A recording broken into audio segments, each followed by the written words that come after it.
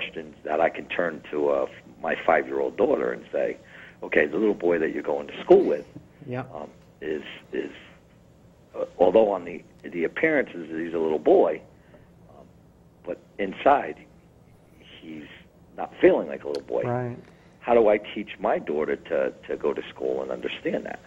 And honestly, kids tend to be very resilient. They tend to click.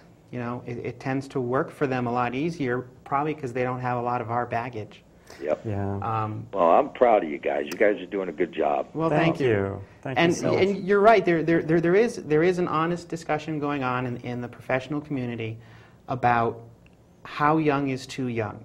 Right. Yeah. And that's I think that's a perfectly valid discussion to have. There's definitely a concern about it.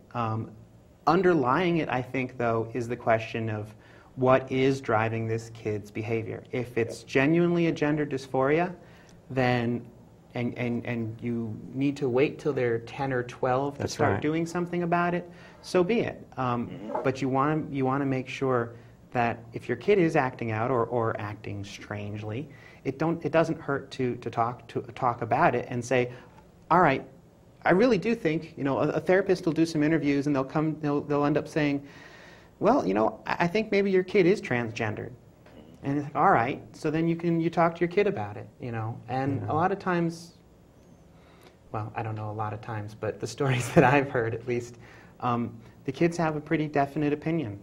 Yeah. Well, I'm proud of you guys. You guys are doing a good job. And whenever I flip through the channels, I'm a midnight guy, so I work midnights. But whenever I flip through the channels and see you guys, I always stop. Oh, thank you. Thank you. Because I like to learn and listen to different people instead of just hearing one side. I mean, a lot of heterosexual people, they only listen to their side.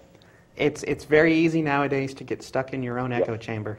Yeah. Well, you guys keep up the good work. Thank you. Thank you for calling. You know, and there was in the news recently a German pop star. I think she has an album out here in the U.S., but she's really big in Germany. And she's transgendered. She's transsexual. She came out at 12, and so I think she started hormones at 12. Yeah. In Germany, she was able to legally change her sex to female at 14. Yeah.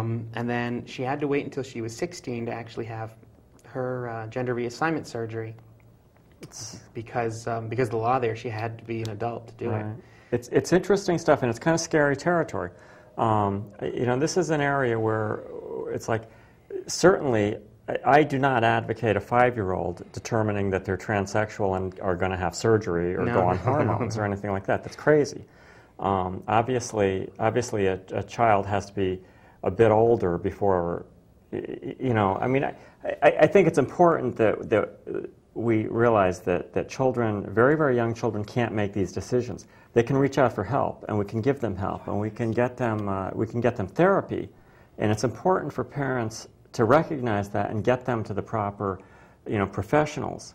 But certainly, you know, we do not advocate young children self-determining, you know, that they need to be changing their gender. This is something to be handled by the medical professionals, and certainly.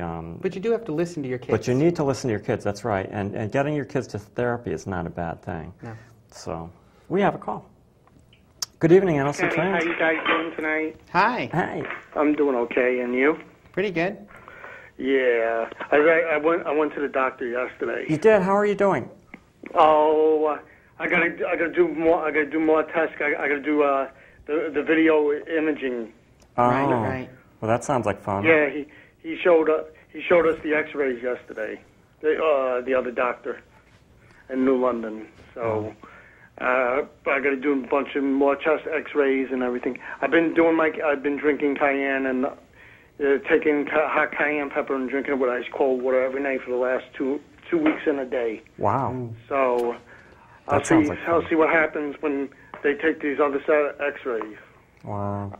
I'm keeping a positive outlook. I'm good for you. I'm doing everything in them. You're in our thoughts and our prayers. Absolutely. Yeah. So I'm talking to a lot of my old friends, and I got a lot of strong support. I got all you guys supporting me, and everybody's all behind me 100%. And I'm positive. I'm keeping real upbeat. I'm not letting nothing get me down. As you know, I'm a fighter. So. Good for you. Good for you. That is wonderful. So I'm looking forward to seeing you guys on Friday night at the meeting. Yeah, we will see you Friday. That's wonderful. Please come. We will see you. You guys have a great night, okay? Thank you. Kenny. You too. Thanks. Bye. Oh, bye-bye. Wow. Good evening, nlcTrans. You're on the air. Hello? It's Ray. Hi, Ray. Hello, Ray. Ray? I think we lost Ray. Hello. Hi, Ray. How are you doing, Hello. Ray? How are you? Good. Good, and you? Who's your guest tonight? We actually don't have a guest tonight. Who's the lady with you? I'm Callie. Tara. That's Tara. You know Hi, that, How right? are you? You're teasing us. You're always teasing us. Hello. Hello. How are you? Good, and Good. you? Ray's teasing us. You're a pretty girl, you know that? Well, thank you. But I just got home. I had a call. It's all over you. Oh, That's why we okay. haven't heard from We you. were missing you. Okay, and what do you think about the cold weather? Oh God, it's horrible. I'm I ready hate for the cold spring. weather. Yeah. Have a good night. Have Thanks, a good you night, Ray. too, Ray. Thanks for calling. Okay. We'll talk to you next week, Ray. And we are just about out of Just about time. out of time. So anyway, so we got a bunch of stuff coming up, and we're going to try to get to as many of these things as we can. True Colors Conference was March 12th, 13th, and 14th at UConn. That Thursday is Professional Workshop Day. Some of the best minds in the country will be giving seminars and sessions about what's going on in the, as we were just talking about, in the transgender health and therapy areas. And then Friday and Saturday, the workshops get broken out by sort of interest level, an elementary school and a high school, college, adult, and professional.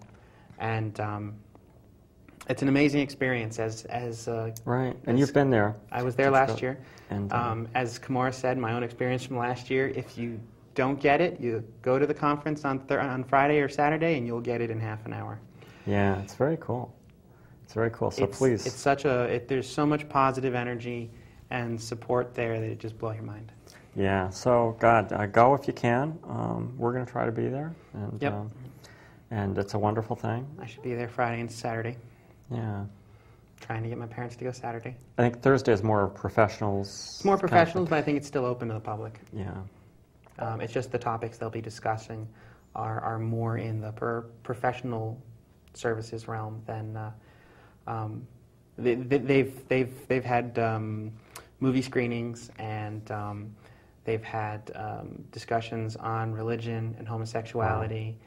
And they have courses on stereotyping and discrimination, and they're all generally very fun to participate in, just to sit in and watch. So that's great, and